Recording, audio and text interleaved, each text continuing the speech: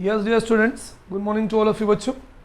बच्चों इस सेगमेंट में I am going to discuss the another type of defects और इम्परफेक्शन इन सॉलिड्स. सॉलिड्स के अंदर होने वाला अगला डिफेक्ट है ना, जो बहुत इंपॉर्टेंट है, that is non stoichiometric defect. Non stoichiometric defect बच्चों तीन टाइप का होता है. Metal excess defect due to anion vacancy, ये तीन टाइप का होता है. It is of three types, है ना. अगर कोई आपसे पूछे कि भाई ये डिफेक्ट कितने टाइप का होता है, तो ये तीन टाइप का होता है.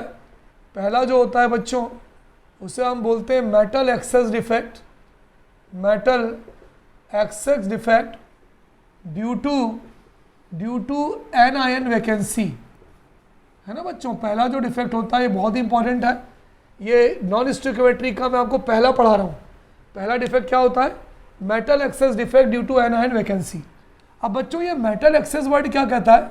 मेटल क्या होते हैं आपको मालूम है, which contain positive charge are called metals.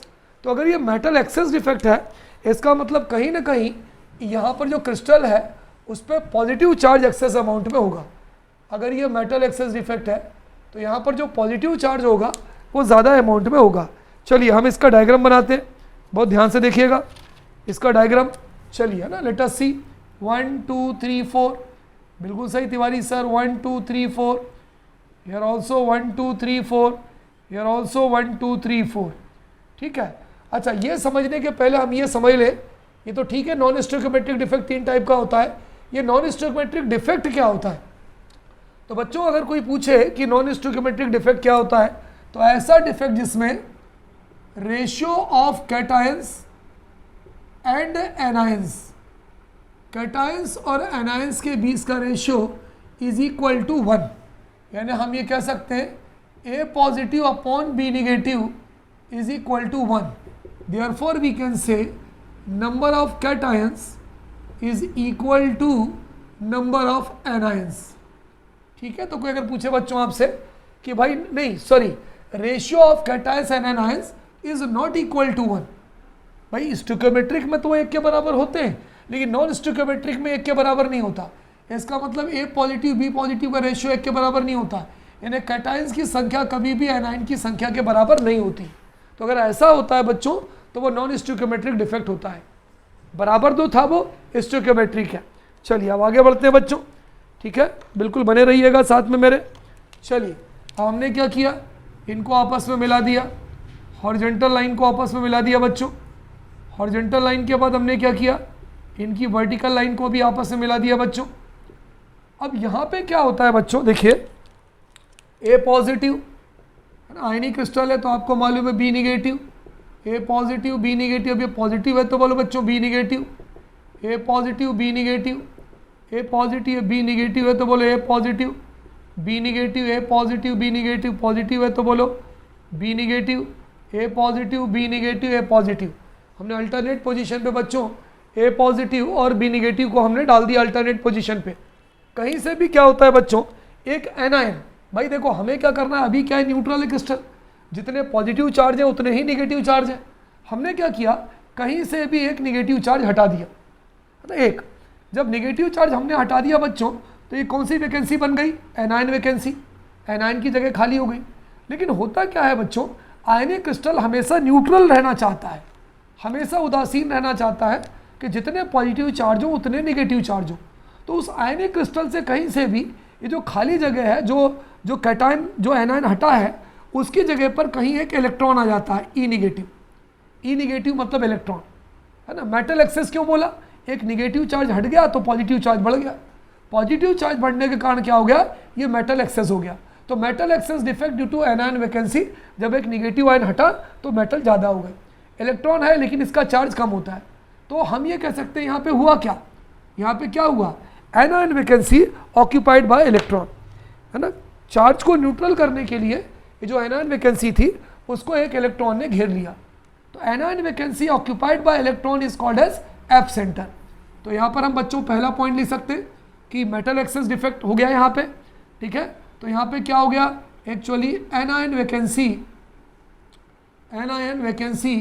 Occupied by electron, anion vacancy occupied by electron, है ना. ई निगेटिव का मतलब आप फुल फॉर्म लिख लीजिए, ऑक्यूपाइड बाय इलेक्ट्रॉन. तो जब भी कभी कोई बच्चों नेगेटिव वैकेंसी हो जाए मेटल एक्सेस डिफेक्ट में, नॉन स्टोइकोमेट्रिक डिफेक्ट में, और जहाँ पर इलेक्ट्रॉन आ जाए तो उसका एक नाम हो जाता है बच्चों, इज कॉल्ड एफ सेंटर। है ना, ये बहुत इंपॉर्टेंट वर्ड है, कभी कई बार पेपर में आया है कि एफ सेंटर का फॉर्मेशन कहाँ होता है। तो हम बोल सकते हैं बच्चों कि एफ सेंटर का फॉर्मेशन जो है वो नॉन स्टोइकोमेट्रिक डिफेक्ट के मेटल एक्सेस डिफेक्ट के अंतर्गत होता है, जहाँ पर एक एनायन वैकेंसी बनती है और वो एनायन वैकेंसी को इलेक्ट्रॉन ऑक्यूपाई कर लेता है, इज कॉल्ड एफ सेंटर। क्यों ऑक्यूपाई करता है? To maintain the electrical neutrality. Point number 2, यहाँ भी इलेक्ट्रिकल न्यूट्रलिटी मेंटेन की जाती है। Electrical neutrality is maintained by electron. ये जो इलेक्ट्रॉन है ये इस इलेक्ट्रिकल न्यूट्रलिटी को मेंटेन कर लेता है। अब ये जो एफ सेंटर है, कई बार पेपर में पूछते हैं एफ क्या है, तो एफ बच्चों इसका फुल फॉर्म होता है फेब्रे। एफ का फुल फॉर्म होता है फेब्रे, और फेब्रे एक जो है बच्चों जर्मन वर्ड है ना। अगर कोई पूछे कि भाई यहाँ पर एफ जो है उसका फुल फॉर्म क्या है, तो हम बोल सकते हैं फेब्रे है, और फेब्रे एक जर्मन वर्ड है। इसका मतलब क्या होता है बच्चों? Which means to impart colour, colour प्रदान करना। Which means to impart, impart मतलब होता है प्रदान करना, टू इम्पार्ट कलर। जितने ज़्यादा एफ सेंटर किसी क्रिस्टल में होंगे उतने ज़्यादा कलर मिलेंगे। यानी हम बोल सकते हैं more F centre in the crystal, more F centre in the ionic crystal, more colorful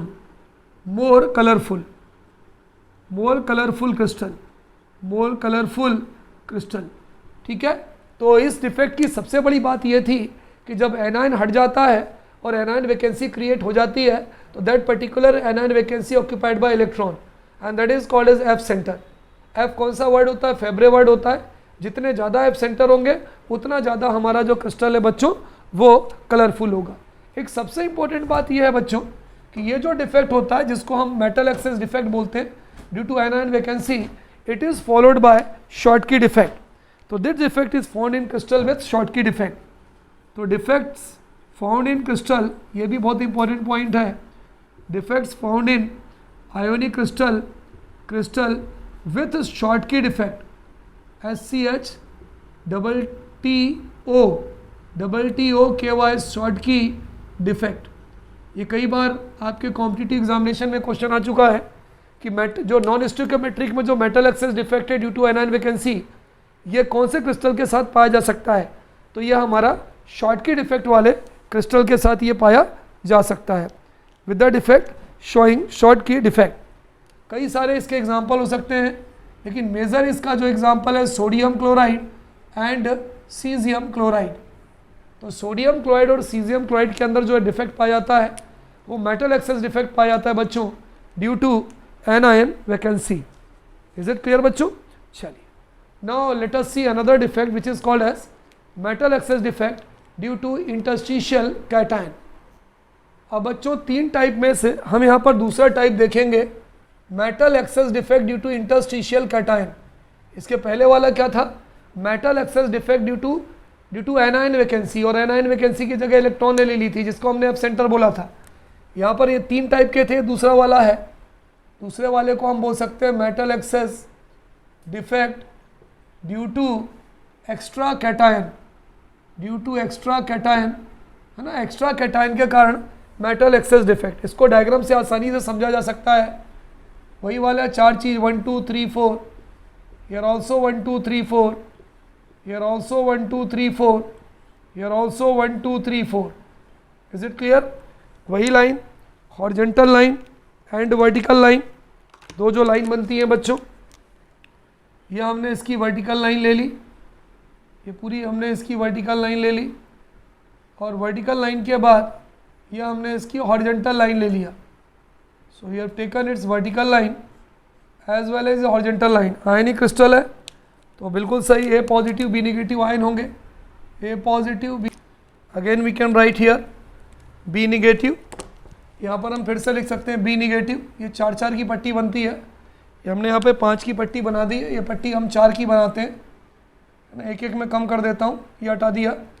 A positive B negative, A positive B negative, ये पॉजिटिव है, तो बी निगेटिव ए पॉजिटिव, बी निगेटिव ए पॉजिटिव, बी निगेटिव है तो बोलो ए positive, B negative ए positive, B negative ए positive है तो B negative ए positive, ठीक है, ये हो जाएगा बी निगेटिव और ये हो जाएगा ए पॉजिटिव। क्लियर। चलिए अब देखते हैं क्या होता है।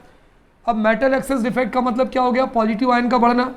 तो कहीं से क्या होता है, कोई एक पॉजिटिव आयन इसके बीच की इंटरस्टिशियल स्पेस में आ जाता है, देखिए प्लस आयन आ गया है ना, तो ये क्या हो गया, interstitial space occupied by the cation.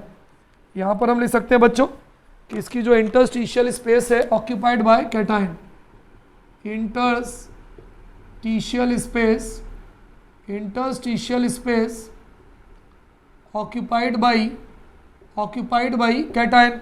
अब क्या है, न्यूट्रलिटी को मेंटेन करना है।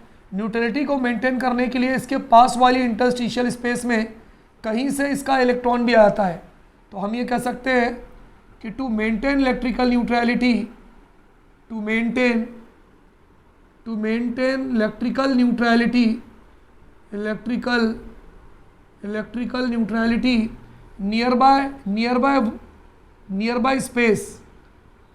बाय इंटरस्टिशियल स्पेस, मतलब चारों आयन के बीच की स्पेस को बच्चों हम इंटरस्टिशियल स्पेस बोलते हैं। Near by interstitial space occupied by electron, near by interstitial space occupied by electron. इसके पास वाली जो इंटरस्टिशियल स्पेस होती है बच्चों, वो इलेक्ट्रॉन ऑक्यूपाई कर लेता है, जिससे कि क्रिस्टल जो होता है वो हमेशा न्यूट्रल बना रहता है। Is there any problem.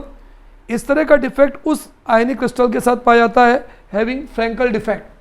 तो हम ये कह सकते हैं कि defect is found in crystal, defect is found in crystal with Frenkel defect, in crystal with कौन सा डिफेक्ट बोलो, FRENKEL, फ्रैंकल डिफेक्ट।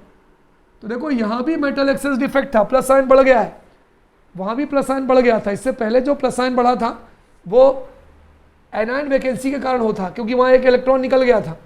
यहाँ पे जो मेटल एक्सेस डिफेक्ट था वो एक कहीं से पॉजिटिव आयन इंटरस्टिशियल वॉइड में आके बढ़ गया, तो यहाँ पर फ्रैंकल डिफेक्ट है। फ्रैंकल डिफेक्ट क्यों है, क्योंकि density of ionic crystal is, यहाँ पे no change in the density of ionic crystal, ठीक है, तो इसको नोट कर लीजिए। इज देयर एनी प्रॉब्लम बच्चों। So this is second defect, ठीक है। तो दिस डिफेक्ट एक्स्ट्रा कैटायन के कारण होता है, जिसमें एक्स्ट्रा जो इलेक्ट्रॉन होता है वो इंटरस्टिशियल साइड पर हमारे आ जाता है। चलिए now we will see third defect which is called as metal deficiency defect, ठीक है बच्चों। तो हम तीसरा डिफेक्ट बोलेंगे, देखेंगे which is called as metal deficiency defect. यानी यहाँ पे पॉजिटिव चार्ज बढ़ने की बजाय पॉजिटिव चार्ज घट जाएगा। तो हमारा जो तीसरा डिफेक्ट है किसका, नॉन स्टोइकियोमेट्रिक डिफेक्ट का, वो कौन सा है बच्चों बोलो, मेटल डेफिशिएंसी डिफेक्ट। इसमें क्या होता है, वही वाली बात कि हम 4 की 4 पट्टी बनाएंगे। Will prepare 4 layer of 4 sphere, 1 2 3 4 ये बना लिया, 1 2 3 4 1 2 3 4 है ना, 4 की हमने 4 पट्टी बनाया बच्चों। यू कैन सी हियर, ये हम लिख लिया वर्टिकल लाइन है ना, रिप्रेजेंटेशन है, ऐसा कुछ है नहीं, केवल समझाने के लिए बता रहा हूँ, और क्वेश्चंस तो आपको आएंगे। ये हमने 4 पट्टी बना ली, इन चारों पट्टियों में हमने क्या लिख दिया, ए पॉजिटिव, आयनिक क्रिस्टल है, बी निगेटिव, ए पॉजिटिव बी निगेटिव। अब ये पॉजिटिव है तो यहाँ निगेटिव हो जाएगा, ये बी निगेटिव, ए पॉजिटिव, बी निगेटिव, ए पॉजिटिव। अब ये बी निगेटिव है तो क्या हो जाएगा बोलो, ये हो जाएगा ए पॉजिटिव, बी निगेटिव, ए पॉजिटिव, बी निगेटिव। अब ये ए पॉजिटिव है तो बोलो बी निगेटिव, ए पॉजिटिव, बी निगेटिव, ए पॉजिटिव। बच्चों अब यहाँ पे मेटल डेफिशिएंसी डिफेक्ट होना है, ठीक है, due to cation vacancy. Metal deficiency defect due to कौन सी वैकेंसी के कारण हो रहा है, कैटायन वैकेंसी।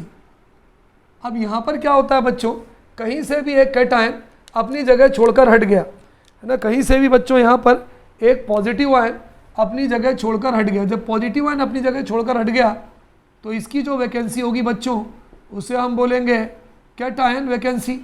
अब हमें क्या करना है, न्यूट्रलिटी को मेंटेन करना है। न्यूट्रलिटी को बच्चों इज मेंटेन, क्योंकि क्रिस्टल की हमें न्यूट्रलिटी को मेंटेन करना है। क्रिस्टल की न्यूट्रलिटी को मेंटेन करने के लिए क्या होता है बच्चों कि इसके करीब का कोई भी एक जो कैटायन है उस पर एक पॉजिटिव चार्ज बढ़ जाता है। सब पे एक एक पॉजिटिव चार्ज था, ये कैटायन हटा तो पॉजिटिव चार्ज कम हुआ, तो इसके पास वाले कैटायन पे बच्चों क्या होता है कि एक पॉजिटिव चार्ज की जगह पे यहाँ पर आ जाता है 2 पॉजिटिव चार्ज। पहले एक पॉजिटिव चार्ज था तो वो हट गया, उसकी जगह पे 2 पॉजिटिव चार्ज आ जाता है। तो हम यहाँ लिख सकते हैं कैटायन कैरिंग हायर चार्ज। तो हम यहाँ लिख सकते हैं cation carrying higher charge, cation carrying higher charge. तो इस टाइप के डिफेक्ट में क्या होता है कि जैसे ही एक कैटायन वैकेंसी बनती है उसके पास वाला जो आयन है गॉट हायर चार्ज। तो हम यहाँ बोल सकते हैं due to cationic vacancy nearby cation carry higher positive charge, cation carry higher positive charge nearby cation carry, क्या कैरी करता है बोलो, हायर पॉजिटिव चार्ज। इसको ध्यान रखना, हायर पॉजिटिव चार्ज को कैरी करता है ना, इसको मैं अंडरलाइन भी कर देता हूँ, है ना, हायर पॉजिटिव चार्ज। आपने देखा होगा कि पॉजिटिव चार्ज का बढ़ना जो मेटल शो करते हैं वो होते हैं ट्रांजिशन मेटल्स, है ना। वो ट्रांजिशन मेटल्स जो होते हैं वो बहुत ही पिक्यूलियर प्रॉपर्टी शो करते हैं, वेरिएबल ऑक्सीडेशन स्टेट। तो इस टाइप का डिफेक्ट जो है उन मेटल्स में पाया जाता है, स्पेशली ये पाया जाता है ट्रांजिशन मेटल्स में। ये जो डिफेक्ट है ना, फाउंड इन ट्रांजिशन मेटल्स, है ना, विच शो वेरिएबल ऑक्सीडेशन स्टेट। कोई अगर पूछे कि भाई ये जो डिफेक्ट है ये कौन से मेटल में पाया जाता है, तो shown by transition metals which show variable oxidation state, which show variable oxidation state. तो इस टाइप का डिफेक्ट जो है बच्चों ट्रांजिशन मेटल्स में पाया जाता है, विच शो वेरिएबल ऑक्सीडेशन स्टेट, है ना। इसका एग्जांपल यदि आप देखें, बहुत सारे एग्जांपल हो सकते हैं। FeO हो सकता है, FeS हो सकता है। FeO मतलब ferric hydroxide, ferric sulphide and NiO, और भी एग्जांपल हो सकते हैं, है ना। इसका नाम है आयरन ऑक्साइड, नोट कर लीजिएगा, है ना। इसका नाम हो सकता है बच्चों आयरन ऑक्साइड, इसका नाम हो सकता है आयरन सल्फाइड, होता ही है सल्फाइड, और इसका नाम है निकल ऑक्साइड। तो यहाँ पर जो पास वाला जो कैटायन है it reaches to higher oxidation state. तो metal deficiency defect due to cation vacancy is shown by transition metals mostly which show variable oxidation state such as iron oxide, iron sulphide and nickel oxide. अगला जो defect है बच्चों, मैंने आपको stoichiometric defect बता दिया, non stoichiometric defect बता दिया बच्चों, और ये तीसरा डिफेक्ट है जिसको हम बोलते हैं इम्प्योरिटी डिफेक्ट। ठीक है, इम्प्योरिटी डिफेक्ट क्या होता है बच्चों कि हमारा जो आयनिक क्रिस्टल होता है उसके अंदर जो लेटिस साइट होता है जहाँ पर होस्ट एटम होते हैं, वो होस्ट एटम हट जाते हैं और उनकी जगह पे फॉरेन एटम आ जाते हैं। ठीक है, तो अगर हम इसकी डेफिनेशन देखें, दैट डिफेक्ट विच अराइजेज, मैं आपको समझाऊंगा एग्जांपल बना के कि that defect which arises due to presence of foreign particles, which arises due to presence of foreign समझते हैं बच्चों, FOREIGN। फॉरेन का मतलब होता है बच्चों बाहर से कोई पार्टिकल का आना। तो which arises due to presence of foreign atoms at the lattice site of host atom,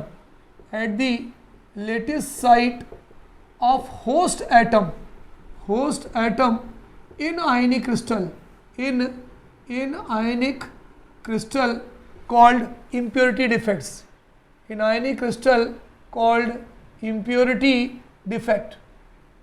भाई नाम ही है impurity defect।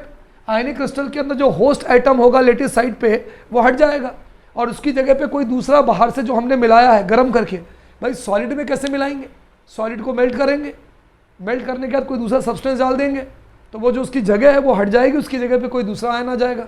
इसको डायग्राम के माध्यम से हम बहुत अच्छी तरह से बच्चों इसको समझते हैं, है ना, बहुत ध्यान से देखिएगा। अब क्या होता है कि अगर कोई बाहर वाला पार्टिकल किसी मेन वाले पार्टिकल में आ रहा है तो आयनिक क्रिस्टल की जो प्रॉपर्टी है वो चेंज हो जाती है। तो हम ये कह सकते हैं due to presence of impurities, due to presence of impurities, क्योंकि हम इम्प्योरिटीज मिला रहे हैं इसके अंदर, the property of ionic solid is changed, the property of ionic solid क्या हो जाती है बोलो बच्चों, इज चेंज्ड। अगर हम कोई भी फॉरेन पार्टिकल किसी दूसरे पार्टिकल में मिला रहे हैं तो जो सब्सटेंस होता है, जो आयनिक सॉलिड होगा, उसकी जो प्रॉपर्टी होगी बच्चों वो क्या हो जाएगी, चेंज हो जाएगी। ठीक है, चलिए मैं इसको आपको एक डायग्राम के माध्यम से समझाने की कोशिश करता हूँ। Let us prepare a diagram. 1 2 3 4 1 2 3 4 1 2 3 4 1 2 3 4। ये मैंने एक आयनिक क्रिस्टल बनाया है बच्चों। I have prepared N ionic crystal sodium chloride का। ये किसका है बच्चों, NaCl का है ना। ये जो है ये आयनिक सॉलिड जो मैंने बनाया है बच्चों समझाने के लिए, ये सोडियम क्लोराइड का है। किसका है बोलो, सोडियम क्लोराइड का। तो मैं लिख दूं Na positive Cl negative, Na positive Cl negative. थोड़ा बड़ा बनाता हूँ ताकि आपको दिखने में प्रॉब्लम नहीं हो, नहीं तो समझ में नहीं आएगी चीज़ आपके।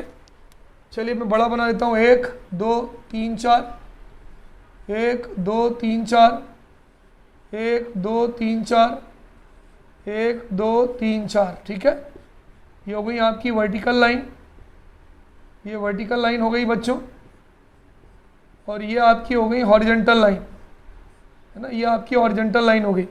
अब ये नमक सोडियम क्लोराइड का है, तो ये हो गया Na positive Cl negative, Na positive Cl negative. अब Na पॉजिटिव है तो नीचे उल्टा आ जाए Cl negative, Na positive Cl negative, Na positive Cl negative. अच्छा Na पॉजिटिव है, अब Cl नेगेटिव है तो क्या आएगा बोलो, ये आ जाएगा Na positive Cl negative, Na positive Cl negative. अब Na पॉजिटिव है तो Cl negative, Na positive Cl negative, Na positive. हमने क्या किया बच्चों, ये जो क्रिस्टल है ये किसका है, ये बच्चों sodium chloride crystal, sodium chloride का क्रिस्टल है।